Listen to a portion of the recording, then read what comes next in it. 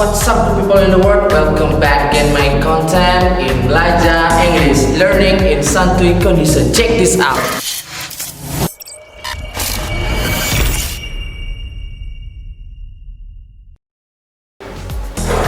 Sesuai dengan janji saya di video sebelumnya, sekarang saya akan memberitahu tentang materi descriptive text. Nah, apa itu descriptive text? Descriptive text adalah salah satu jenis teks dalam bahasa Inggris yang menggambarkan secara detail tentang sifat-sifat yang melekat pada sesuatu, baik itu manusia, hewan, tumbuhan, maupun benda mati.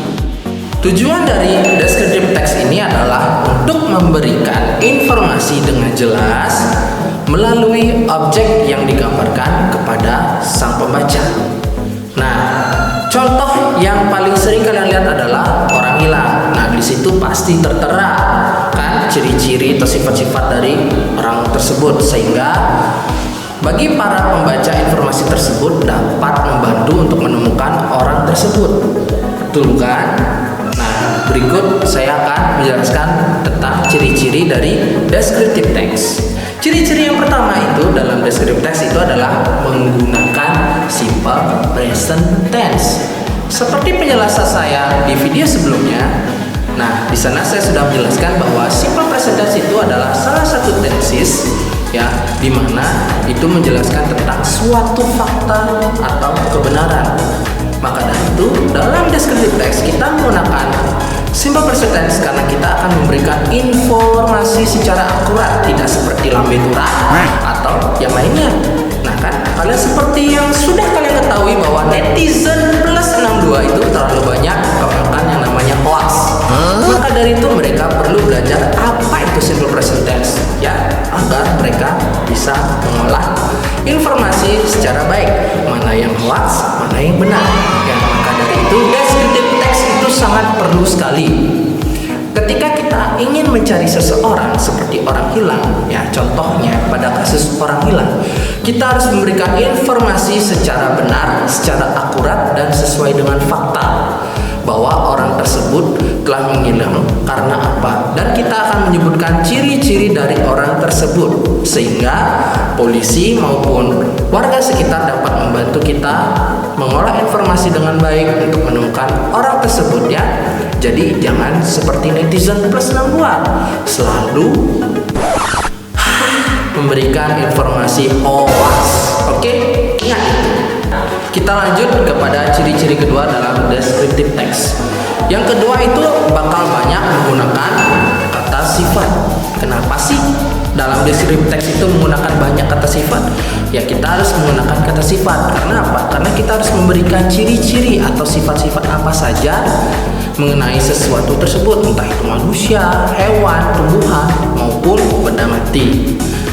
Balik lagi seperti kasus orang hilang, kan mereka harus mengetahui ciri-ciri orang tersebut, seperti dari bentuk badannya, terus bentuk mukanya, kepalanya, terus bagaimana apa saja yang digunakan, seperti itu. Maka dari itu penting sekali dalam descriptive text itu menggunakan kata sifat karena akan memberikan informasi tentang ciri-ciri orang hilang tersebut.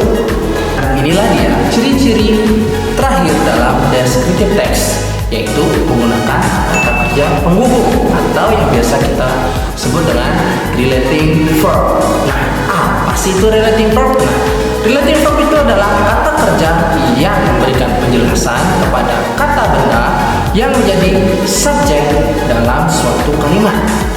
Contohnya itu seperti is, have, seem, appear, dan masih banyak lagi kata kerja lainnya yang bisa kalian search itu di Google sehingga dapat memudahkan kalian mendapatkan preferensi tentang kata kerja penghubung. Oke? Dan sekarang saya akan menjelaskan tentang generic structure of descriptive text. Dalam generic structure of descriptive text kita memiliki dua bagian, yaitu identification dan description. saya akan memberikan contoh descriptive text terutama dari structure agar kalian lebih memahami tentang descriptive text. Dimulai dari identification, di mana dalam identification diisi dengan hasil identifikasi kalian mengenai suatu objek yang akan kalian jelaskan kepada sang pembaca. Contohnya seperti teks berikut, di mana kalian harus menjelaskan mengenai Pulau Bali. Dan sekarang saya akan membahas mengenai description. Untuk di description itu sendiri, kalian juga akan mengidentifikasi suatu objek tetapi secara mendetail agar sang pembaca dapat membayangkan objek yang sudah diinformasikan dalam bentuk descriptive text. Contohnya seperti teks berikut, di mana menjelaskan salah satu destinasi terfavorit di Bali, mengapa menjadi salah satu destinasi terfavorit. Nah, dalam bagian inilah kalian harus menjelaskan lebih detail mengenai Pantai Kuta. Maka dari itu, sang pembaca dapat mengetahui mengapa Pantai Kuta menjadi tempat destinasi terfavorit di Bali. Nah, itu dia tadi penjelasan saya mengenai materi descriptive text. Semoga bermanfaat untuk kalian semua dan kalian dapat memahaminya dengan baik. Oke?